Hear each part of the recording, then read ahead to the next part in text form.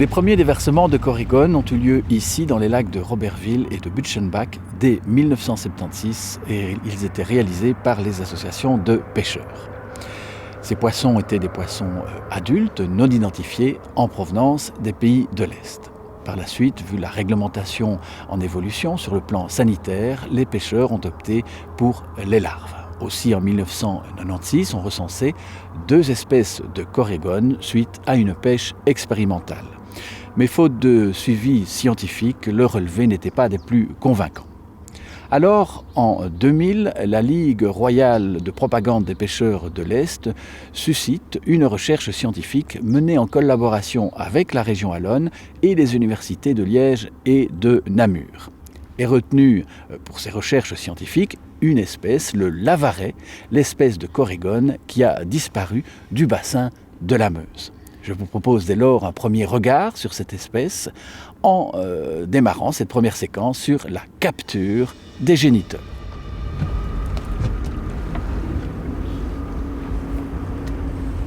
Dès le mois de décembre, les pêcheurs artisanaux relèvent leurs filets maillants des zones de frayère des corrigones. Très régulièrement, ils doivent démailler les beaux gros géniteurs de corrigones lavaret qu'ils maintiennent vivants en les plaçant dans des cuves remplies d'eau fraîche.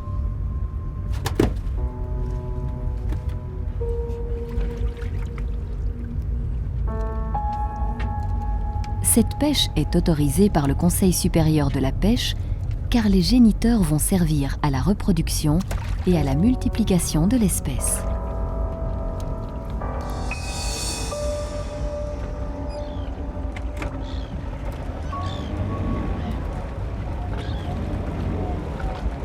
Dès que tous les filets maillants sont relevés, les pêcheurs regagnent l'embarcadère où les pisciculteurs les attendent pour prélever immédiatement les ovules sur les femelles. Par simple pression du ventre, le jet d'ovules est envoyé dans un bac.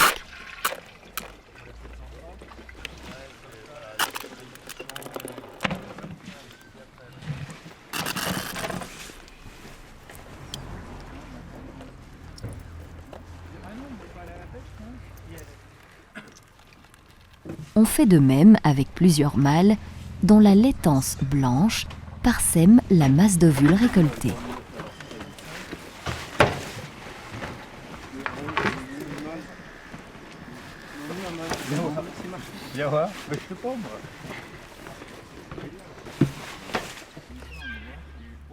On mélange doucement le tout avec une grande plume jusqu'à une homogénéisation parfaite.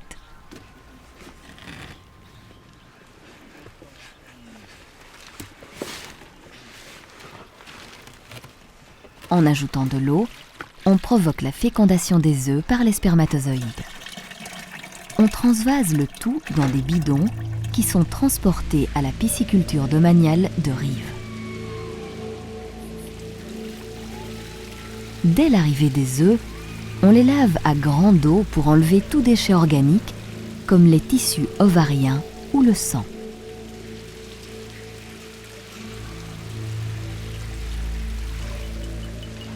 On les trempe ensuite dans une série de bains antifongiques.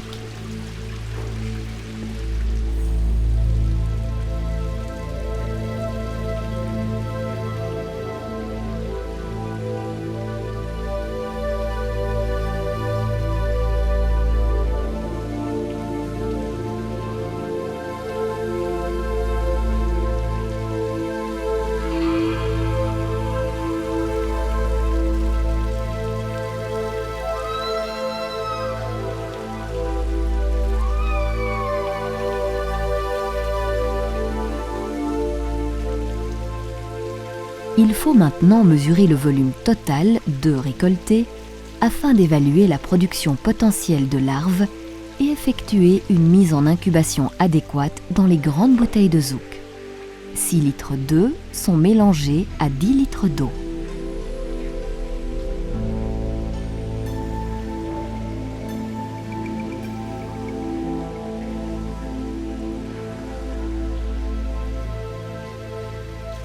Le débit de l'eau doit être réglé de façon précise pour permettre aux œufs de monter, de descendre ou de tourner sur eux-mêmes afin de ne pas coller les uns aux autres et de bien respirer. Pendant quelques semaines, les œufs fécondés vont lentement se développer et lorsque l'embryon atteint le stade œillet, le transport vers la Wallonie peut s'effectuer.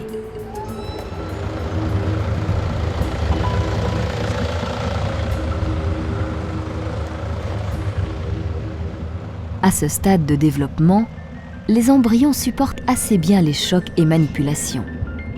De plus, il fait généralement très frais en cette période hivernale et les mortalités dues au transport en sont fortement réduites. C'est également le moment où le lac de Robertville est pris sous les glaces, elles-mêmes couvertes de neige.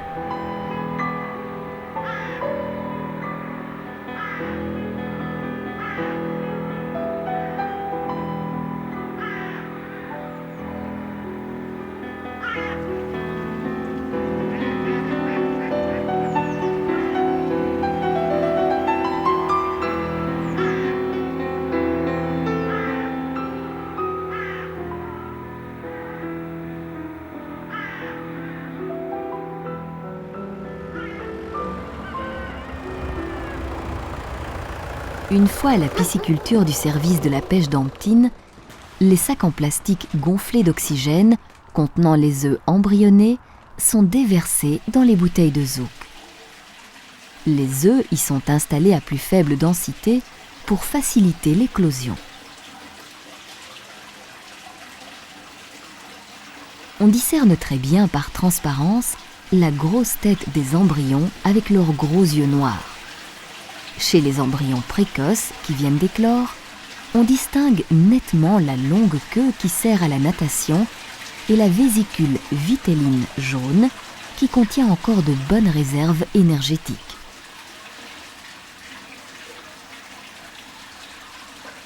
Au sommet des bouteilles de zouk se rassemblent les coques vides des œufs déjà éclos. Au binoculaire, on voit très bien par transparence le développement de l'embryon enroulé sur sa vésicule vitelline. On distingue nettement la tête avec les deux gros yeux noirs. Le cœur bat à un rythme régulier. Les 4 arcs branchiaux avec les branchies sont facilement repérés.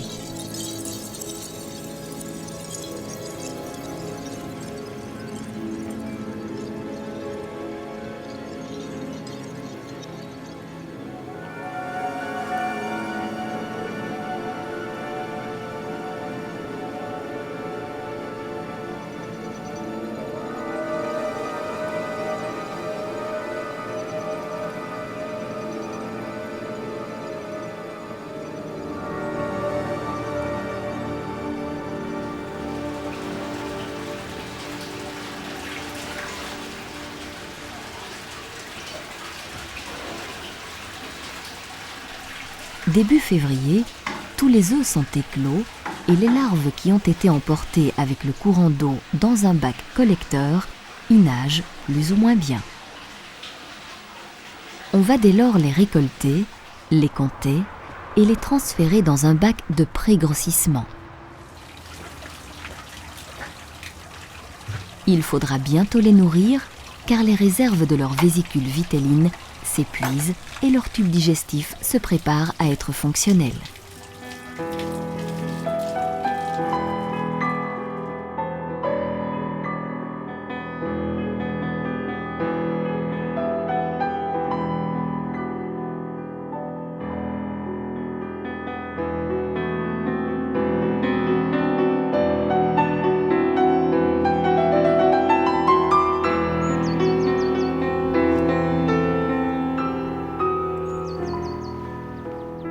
Dès la fonte des glaces et la remise à niveau progressive du lac, les pêcheurs s'activent à l'installation du ponton sur lequel ils placeront les cages flottantes qui accueilleront les alevins.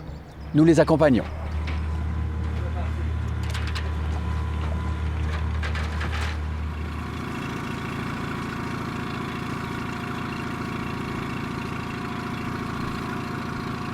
Au printemps, le travail habituel consiste à tracter le ponton sur l'eau avec un petit bateau, à l'orienter correctement et à la marée en bordure d'une berge abrupte.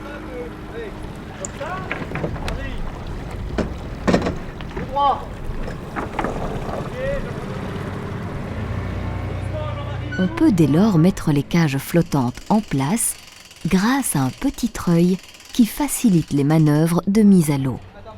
Tout est prêt pour accueillir les alevins. À la pisciculture d'Amptine, on commence à récolter les alevins et le comptage s'impose non seulement pour connaître le taux de survie des larves, mais aussi pour assurer une mise en charge adéquate dans les cages flottantes. On va aussi peser ces poissons afin de vérifier leur bonne croissance et leurs bonnes conditions. On les place ensuite dans des sacs en plastique que l'on gonfle à l'oxygène. Ils sont ainsi prêts à partir pour le lac de Roberville.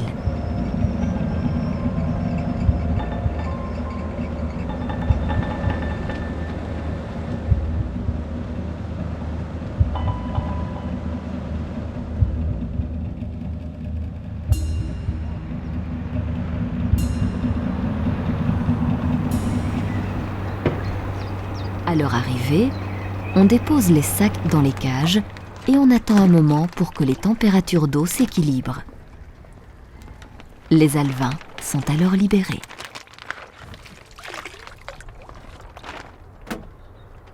Les alevins vont recevoir une nourriture équilibrée qui leur est distribuée de façon régulière sur un tapis roulant. Au fur et à mesure de leur grossissement, on adapte la taille de cette nourriture flottante à la dimension de leur bouche.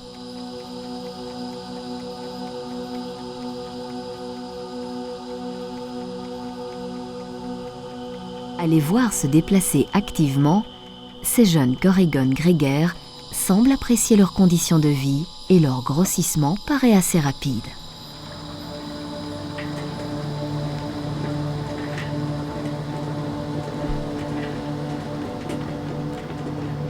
Leur bonne condition est aussi et surtout maintenue grâce à un apport non négligeable de nourriture naturelle. On a en effet immergé dans la cage une grosse lampe qui la nuit attire et concentre le zooplancton, la nourriture naturelle préférée des corégones lavarets.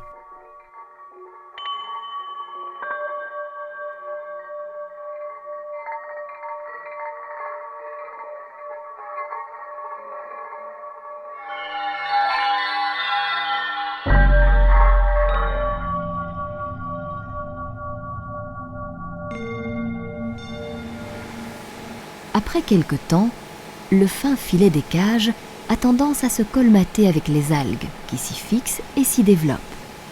Il faut donc régulièrement le nettoyer au jet d'eau afin de garder la qualité des eaux de la cage aussi bonne que celle du lac. Cette qualité des eaux doit régulièrement être vérifiée au moyen de sondes multiparamétriques qui enregistrent en continu les variations des paramètres tels que la température, l'oxygène dissous ou les formes de l'azote. On voit sur ce schéma les variations quotidiennes de concentration en oxygène dont la teneur augmente le jour et diminue la nuit. Le nettoyage du filet est aussi indispensable pour y permettre la concentration nocturne du zooplancton attiré par la lampe. On en vérifie la présence par des prélèvements avec la trappe de Schindler. Le volume d'eau ainsi récolté est filtré à travers un tamis de 80 microns qui laisse passer les algues mais retient le zooplancton.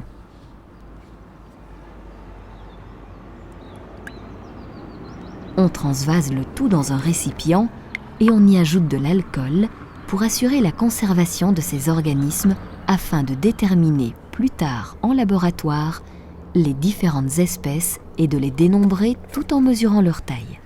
Il faut en effet que la taille de ces organismes corresponde à la dimension de la bouche des jeunes corégones qui doivent les consommer en quantité suffisante. Le contrôle continue avec le prélèvement de jeunes corégones que l'on place dans un bocal auquel on ajoute du formol. Le contenu stomacal sera examiné au laboratoire.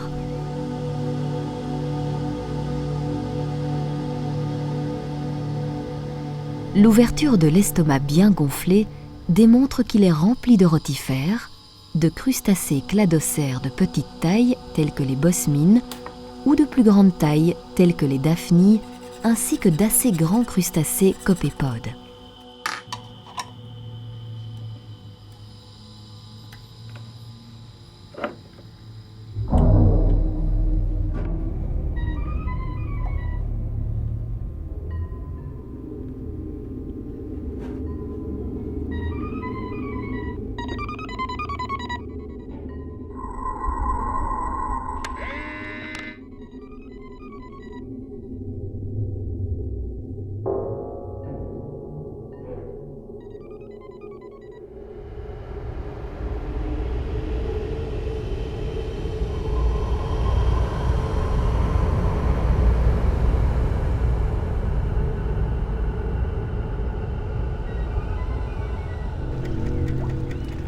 Grâce à cette nourriture abondante, la croissance des jeunes corégones est très bonne et les cages deviennent bientôt trop petites pour leur biomasse.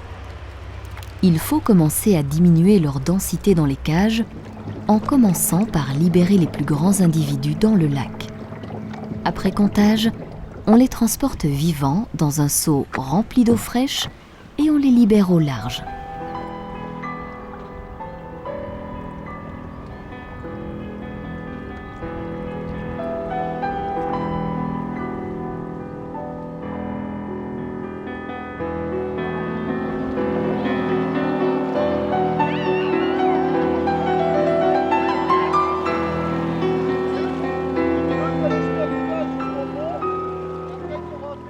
Après la libération des alevins, un suivi s'organise par la capture d'échantillons dans le lac.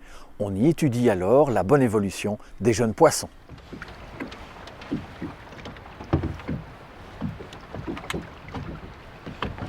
Les pêches expérimentales du mois d'août, au moyen de filets maillants à petite et à grande maille, visent à démontrer le succès de l'introduction des corégones en précisant leur nombre par rapport aux autres espèces. Elles servent à vérifier leur bonne croissance et leur alimentation naturelle. 33. Gardons 79. Sec. Élie 68. Ouais. 6.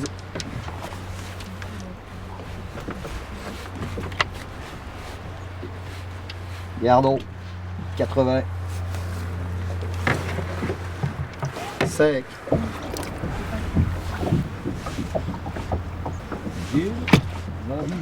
Corrigon Lavaret. 208. 60. L'examen des contenus stomacaux montre que ces grands corégones mangent essentiellement de grands copépodes présents dans la zone pélagique. Sur les écailles, on peut constater la présence de marques annuelles avec circuli très rapprochés, séparés par de grandes plages, aux circuli fort espacés, ce qui traduit une très bonne croissance.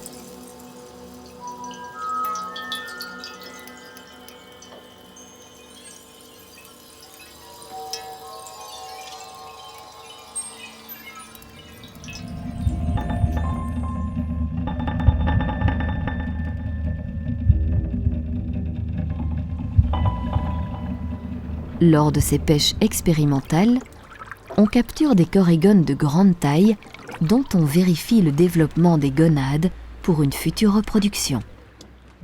C'est l'occasion pour l'équipe du professeur Philippard de l'Université de Liège d'implanter un émetteur dans l'abdomen des individus les plus robustes.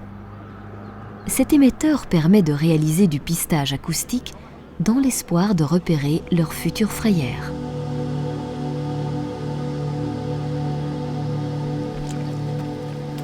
Après avoir endormi, opéré, puis réveillé ce poisson, on le relâche dans son milieu naturel.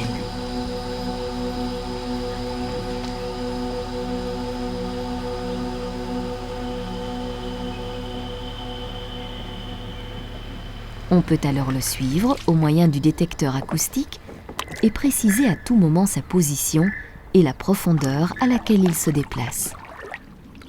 Ces résultats permettent de connaître son rythme d'activité, par exemple, le moment de la journée où il recherche sa nourriture.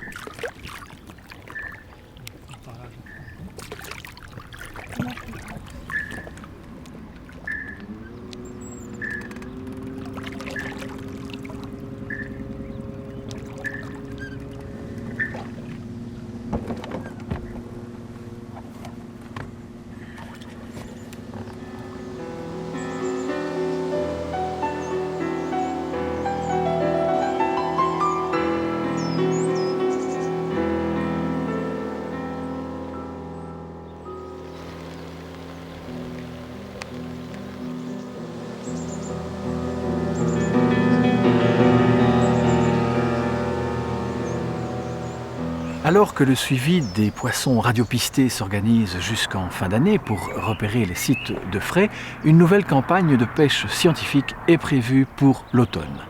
Au préalable, un éco-sondage et un profil d'oxygène ont été effectués pour déterminer les sites de pêche les plus favorables.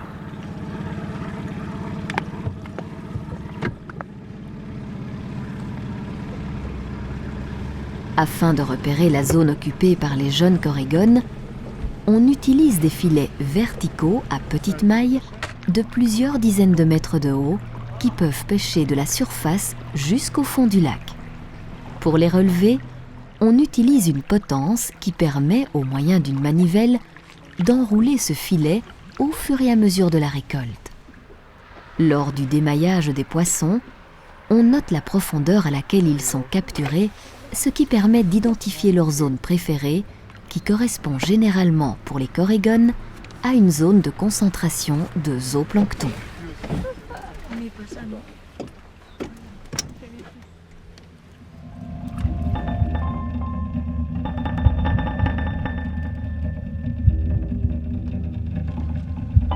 La pêche à la dandinette se pratique en bateau avec une très petite canne. La composition du bas de ligne est assez particulière. Il commence par un poids d'environ 10 grammes qui doit entraîner le fil vers le fond. Au-dessus de ce poids, le pêcheur attache successivement 3 hameçons fixés chacun sur un petit bas de ligne. Le tout, qui est descendu à une certaine profondeur de l'ordre de 10 à 20 mètres, doit être constamment agité. Pour ce faire, le pêcheur relève et abaisse doucement et régulièrement sa petite canne. Cette pêche de corégone implique évidemment un certain apprentissage par les pêcheurs locaux et quelques adeptes en sont devenus spécialistes. Et voilà, même si les pêcheurs ont quelquefois du fil à retordre pour le pêcher, on peut dire que la réintroduction du corégone lavaret est un juste retour des choses après que l'homme ait provoqué sa disparition au siècle dernier. De plus, manifestement, le corégone a trouvé sa juste place puisqu'il n'entre pas en concurrence avec la faune piscicole locale.